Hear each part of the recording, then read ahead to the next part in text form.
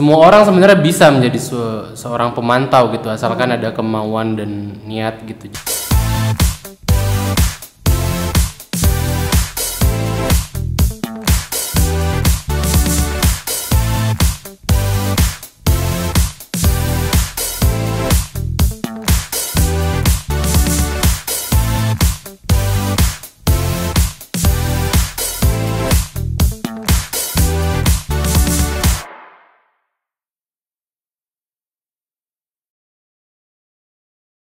Hai Sobat Hutan, selamat datang di Forest Talk, ruang diskusi mengenai hutan. Ketemu lagi nih sama gue, host yang paling keren dan terkece, Parlipai. Nah, kemarin di sesi pertama, kita udah ngebahas masalah hubungan antara hutan dan manusia.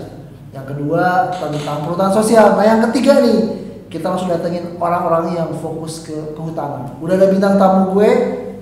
Halo semuanya, gue Aryo, gue seorang pemantau hutan. Namun saat ini gue masih sedang mengemban ini ya, tuntutan Tuhan untuk menuntut ilmu gitu kan, untuk menuntut ilmu. Tapi ya gue nggak melenceng juga masih berkutat dengan bidang kehutanan dan konservasi seperti itu. Ya Allah, siapa ya? Nggak tahu nih. Ini kan. Halo Mas Pai. Halo. Kan saya Ogi. Saya juga seorang pemantau kehutanan yang sekarang alhamdulillah menjadi staf database di Forest Watch dan sedang fokus juga ini dalam pemantauan di selama pandemi ini gitu. Luar biasa. Wih, keren banget berdua. Udah berapa lama sih kalian di pemantau hutan? Dan apa sih tugasnya pemantau hutan biar sobat hutan juga tahu nih? Ya mungkin Bapak Ogi dulu nih yang masih aktif di pemantau hutan nih, gimana? Sebenarnya tugas pemantauan itu banyak ya, jadi dan semua orang sebenarnya bisa menjadi seorang pemantau gitu, asalkan ada kemauan dan niat gitu. Jadi mungkin tugas utamanya adalah kita memastikan bahwa hutan itu dikelola dan dimanajemen dengan baik gitu ya. Tidak ada aktivitas ilegal dan sebagainya gitu.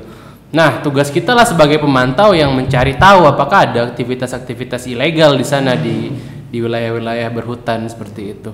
Salah satunya seperti itu, Mas Pai. Kebetulan tambahan nih kan, kebetulan Indonesia ini ada di sekitar ekuator. Betul. Sehingga kalau di sekitar negara tropis lah ya. Ya, tropis ya. Tropis. Kalau tropis tuh memang dikaruniai dan dianugerahi nih oleh Tuhan dengan hutan yang sangat indah, sangat berlimpah. Iya enggak? Iya, betul banget sih. Dengan biodiversitas yang sangat kaya pula gitu, sama-sama dengan Brazil juga teman kita kan, sama-sama dengan Kongo kalau di Afrika gitu kan. Nah, sehingga apa? Sehingga hutan ini menjadi salah satu sumber daya utama yang dimiliki oleh masyarakat Indonesia ini gitu kan. Wah, menarik banget nih. Tapi gue pengen nanya nih sama kalian berdua, kan kalian tadi ada di divisi database ya nggak sih? Iya. Hubungannya apa sih database sama pemantauan hutan? Nah, biar sobat hutan juga tahu nih, emang ada gunanya nggak sih? Sobat hutan udah tahu. Udah tahu sih. Kan jelasin lagi kan. Ya, jadi dari gua dulu kali ya. Jadi database itu ya data, yang namanya data gitu. Pasti Kunci. Kunci lah data tuh. Data dan informasi. Ketika lu nggak punya data, ya lu hanya ngomong apa istilahnya Gi? Sesuatu yang tanpa dasar. Tanpa dasar. Ketika kita punya data gitu dan kita bisa memahami si data tersebut dan kita bisa menerjemahkan itu dalam bentuk yang lebih informatif kepada masyarakat. Nah, itu yang dibutuhkan oleh itulah pentingnya data gitu. Oh, menarik banget kalau dan juga data. Mungkin menambahkan Aryo kan salah satu mandat dari Forest Watch juga gitu. Yang mana kita menyediakan data-data alternatif kehutanan gitu yang notabene-nya banyak sekali teman-teman di wilayah atau di daerah itu tidak mendapatkan informasi yang baik dan benar gitu dari pemerintah dan sebagainya, kan ada ketertutupan data. Maka oleh karena itu mungkin kita coba untuk membuka gitu data-data yang kita punya, semoga bisa bermanfaat, semoga orang bisa menggunakannya tadi dengan harapan yang baik tadi seperti itu. Nah, ini kalau masalah data gue tertarik banget nih, ya kan? Kan tadi data penting banget ya nggak sih? Bener gak sih banyak banget ya kayak konflik gitu di Indonesia gitu ya, antara hutan dengan masyarakat dengan perusahaan gitu. Itu karena faktor apa tuh? Data ngaruh nggak sih di sana? Informasi tadi yang lu bilang keterbukaan itu? Kalau dari pengalaman gue sih bang emang ngaruh gitu. Jadi sebenarnya konflik itu kan karena misinformasi gitu ya. Jadi antara perusahaan dengan masyarakat atau dari perusahaan dan perusahaan gitu. Adanya miskomunikasi. Cobalah contoh gitu, batas gitu ya. Mungkin masyarakat punya batas wilayah adat, sedangkan perusahaan juga punya batas ini tersendiri. Tapi kalau tidak ada sosialisasi, batas saya di mana, batas lu di mana, pasti konflik gitu. Salah satu contohnya pasti kayak gitu. Dan ini sih ya memang seharusnya sebagai negara demokratis ya. Ya memang sebenarnya itulah pentingnya sebenarnya musyawarah dan mufakat gitu. Sehingga harus tuh ada tuh clear. Satu ngariung ngerembuk gitu kan dari masyarakat adat, dari pemerintah, dari perusahaan gitu. Nah, tadi kan kita masalah data ya, Gi sama Aryo gitu kan. Ini menarik banget nih. Sekarang kan kita lagi mengalami pandemi ya sih. Ya semua di seluruh dunia gitu kan, Sobat Hutan juga pasti ngerasain nih. Ini kita nggak pakai masker lagi, jarak duduk deket-deketan lagi gimana nih ntar gue. Tapi ya alhamdulillah gue udah divaksin sih. Divaksin juga kan? Dan alhamdulillah gue juga divaksin.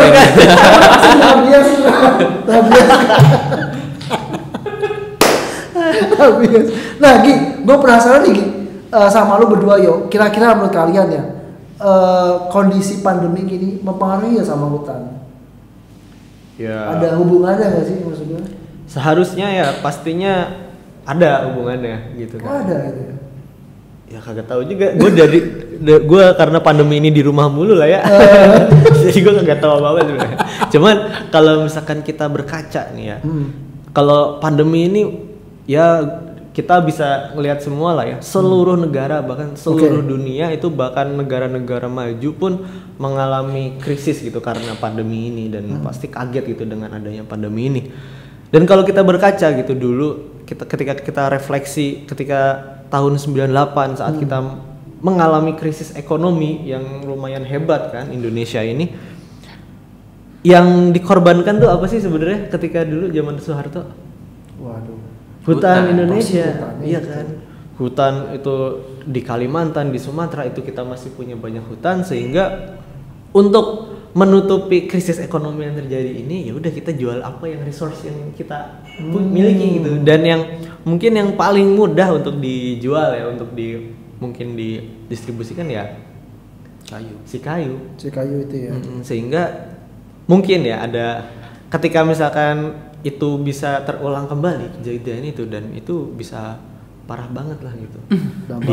Di sisi lain juga isu perubahan iklim juga kan saat ini sedang sedang muncul lagi ya. Krisis iklim ya. Nah, krisis iklim, sehingga ini tuh ada ketidakseimbangan nih antara mana nih yang lu mau selesaikan duluan, krisis ekonominya kah atau krisis iklimnya dulu nih gitu. Atau mungkin bisa bersinergi gitu ya. Oke. Tapi pertanyaan Bapak itu menarik gitu, masalah pemantauan selama pandemi gitu ya. Nah, gitu. Memang itu sebuah challenge juga sih bagi para pemantau sekarang, gimana kita akses terbatas kalau misalnya biasanya kan kita melakukan pemantauan itu datang ataupun bagaimana untuk membuktikan lapangan. Jadi ya sebuah tantangan bagi kita di FOI untuk mencoba melakukan inovasi-inovasi baru dalam proses pemantauan gitu. Mungkin salah satunya dengan memanfaatkan beberapa sumber daya citra planet ataupun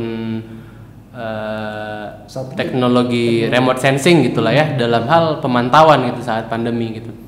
Dan saya rasa mungkin nanti Aryo bisa nambahin, itu udah banyak gitu platform-platform yang menyediakan citra-citra high resolution yang memudahkan kita walaupun kita tidak bisa datang, itu kita bisa tetap memantau gitu. Sobat Hutan pada tahu nggak nih citra? Tahu nggak citra? Taunya Citra Solastika doang. Waduh, penyanyi. Penyanyi ya. Yeah. Jadi sekarang ini di bumi ini udah banyak ya teknologi satelit. Tahu satelit kan? Oh, tahu. Mas Pai tahu satelit gak? Tahu. Gua tinggal di planet Namek. Jadi sekarang udah banyak ya satelit-satelit yang sebenarnya si satelit ini bisa menangkap kejadian-kejadian di permukaan gitu kan.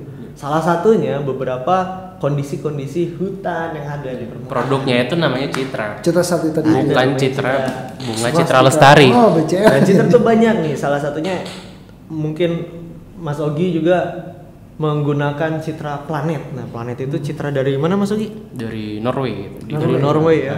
Yang itu tuh citranya sangat resolusinya sangat tinggi ya. Oh, gitu. Bahkan mungkin kebun duriannya Mas Pai di Pelabuhan Ratu bisa kelihatan. Iya. Ya. Promosi Jawa juga ya nih. sekali. Promosi durian juga. Iya.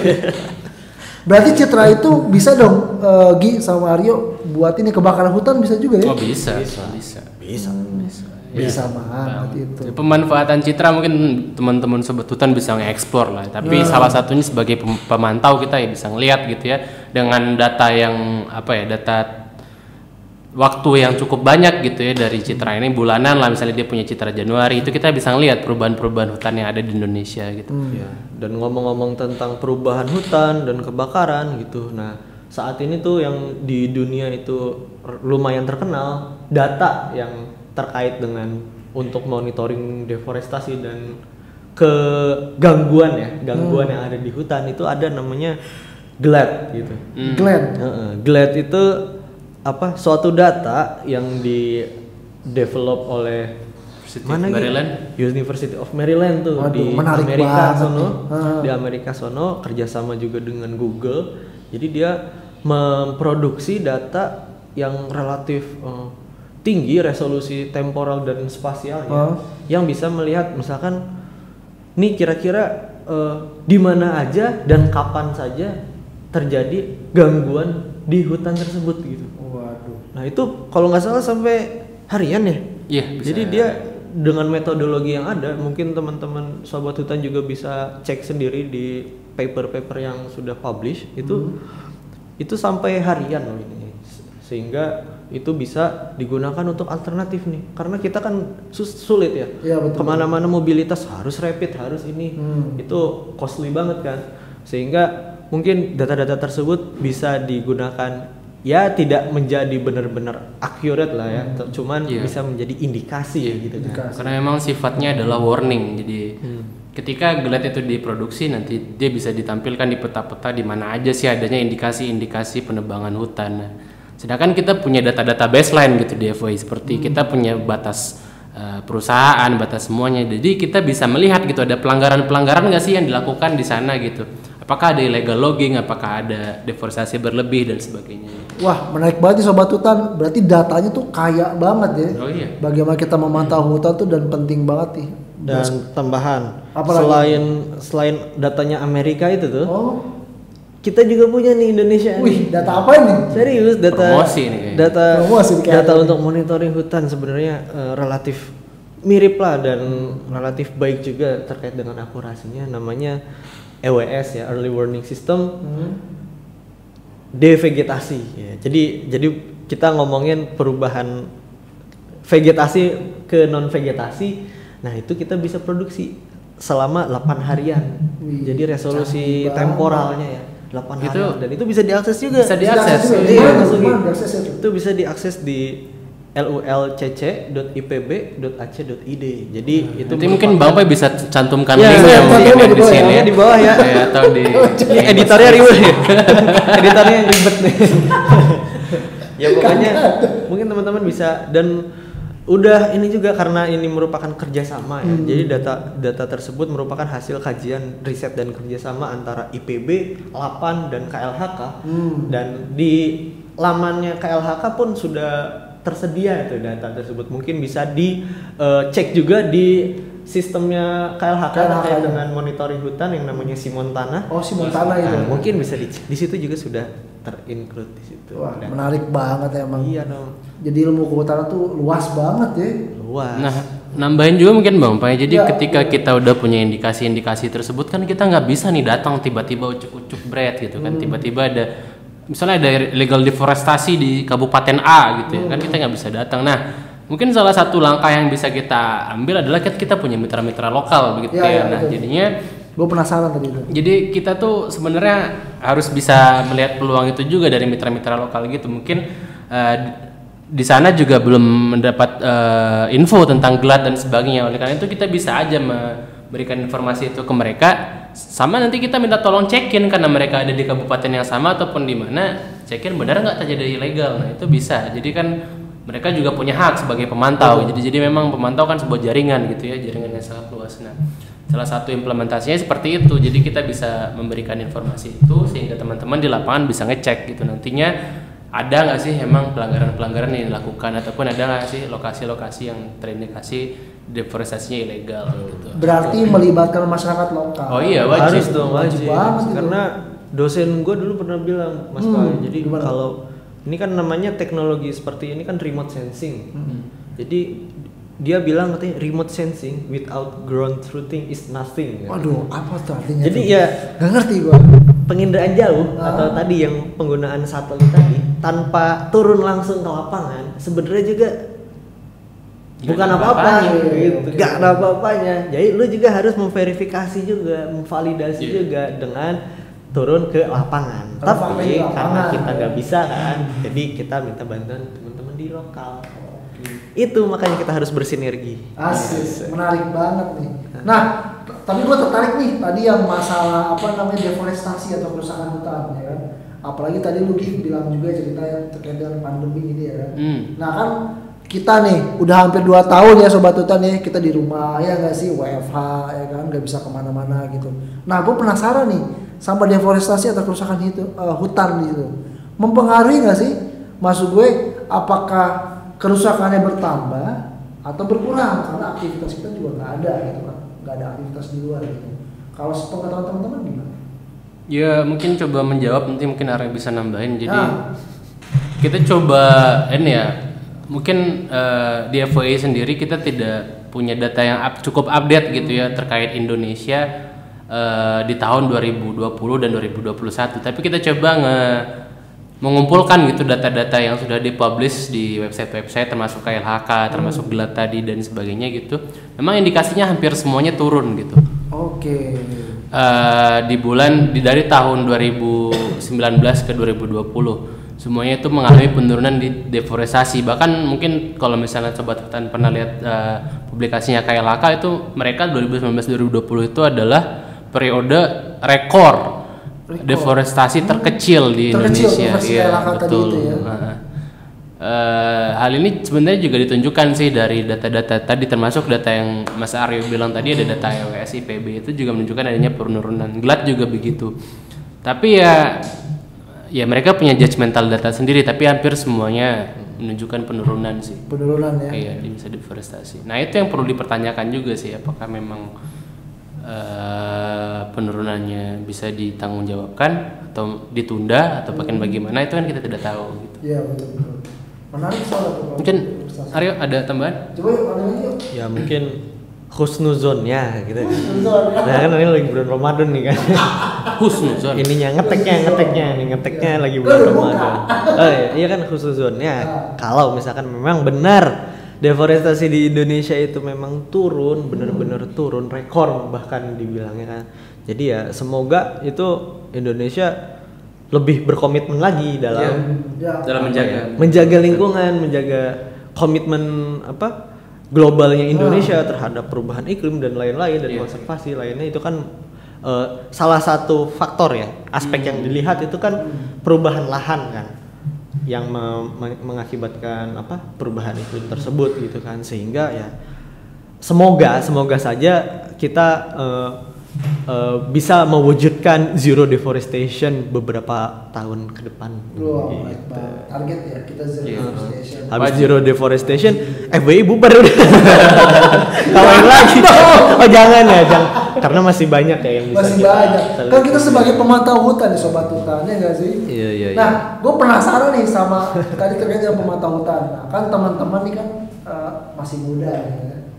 Enggak juga sih. Dari bukan kelihatan ya, borosnya gitu kan.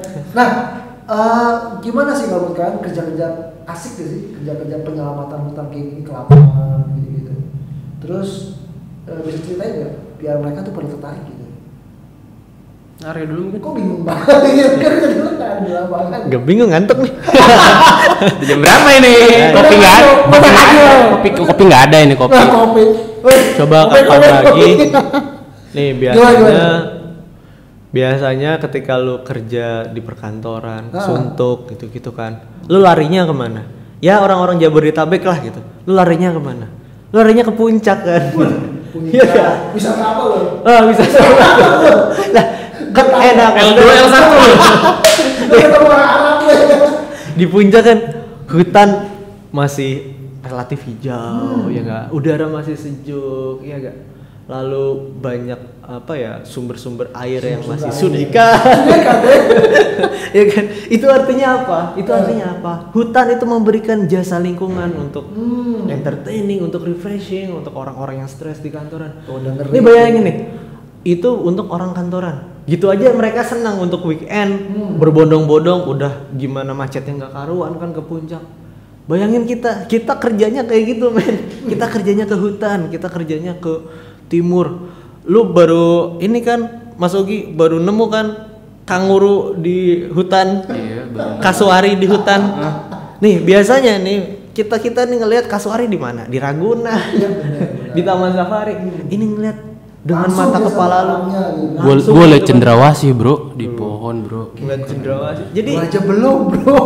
Itu yang bikin asik. Jadi banyaklah hal-hal asyik yang bisa dilakukan oleh pemantau hutan ini di hutan gitu kan. Lo sobat hutan nonton tuh wajib jadi pemantau hutan. Iya. Keren banget.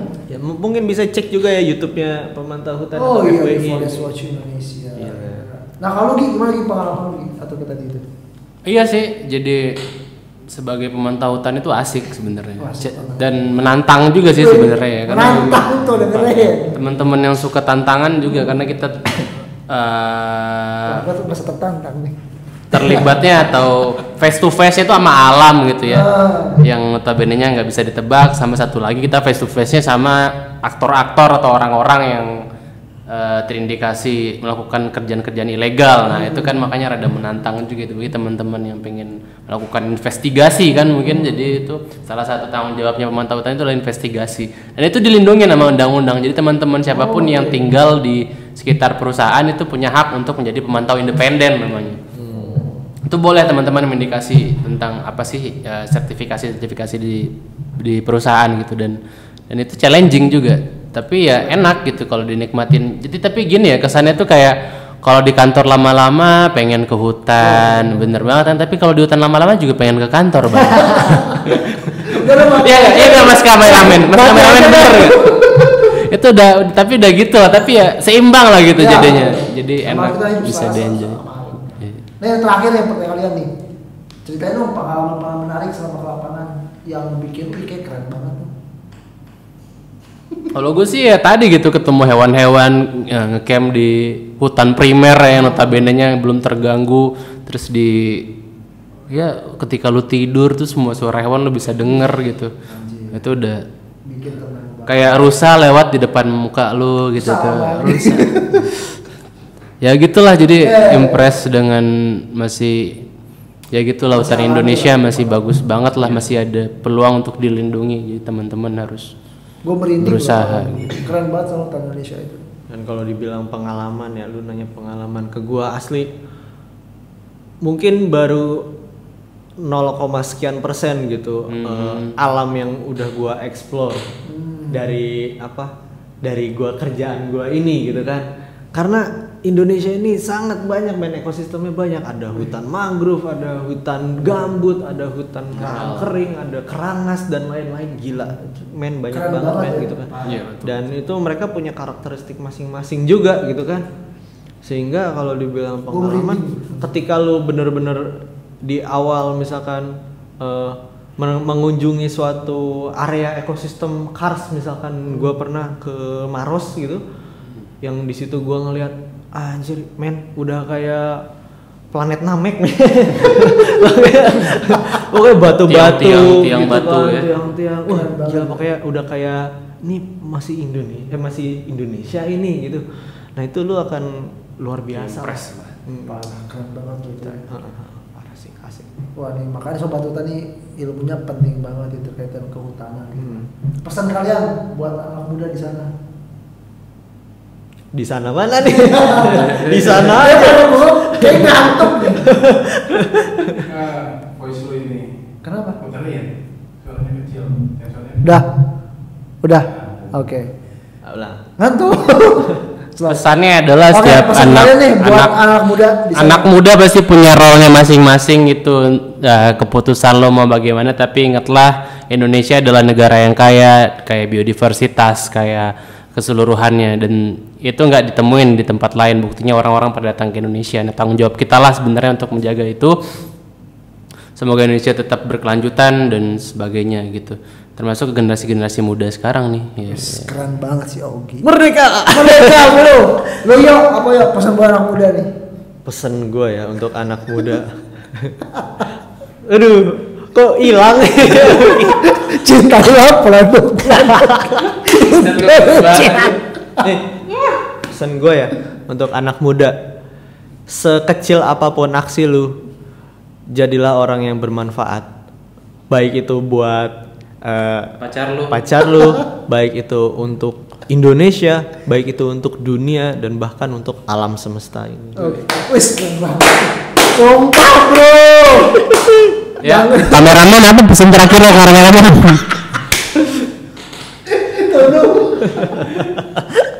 Oke, itu keren banget. Thank you banget Ogi, thank you banget Aryo udah hadir di podcast kita di Forest Talk. Pokoknya pokoknya sering main ya, kayak Bay ya. Baik, lanjut. Udah nih, itu udah kamu. Udah. Udah sih ya. Udah. Citra planet ataupun teknologi remote sensing gitulah ya, dalam hal pemantauan saat pandemi ini. Dan saya rasa mungkin nanti ada bisa nambahin itu udah banyak nih platform-platform yang menyediakan cita-citra air solution yang memudahkan kita, walaupun kita tidak bisa datang, itu kita bisa tetap memantau. Sobat Hutan pada tahu nggak nih Citra? Jangan tahu nih Citra Solastika. Iya. Bahkan mungkin kebun durennya Mas Pai di Pelabuhan Ratu bisa terlihat. Iya.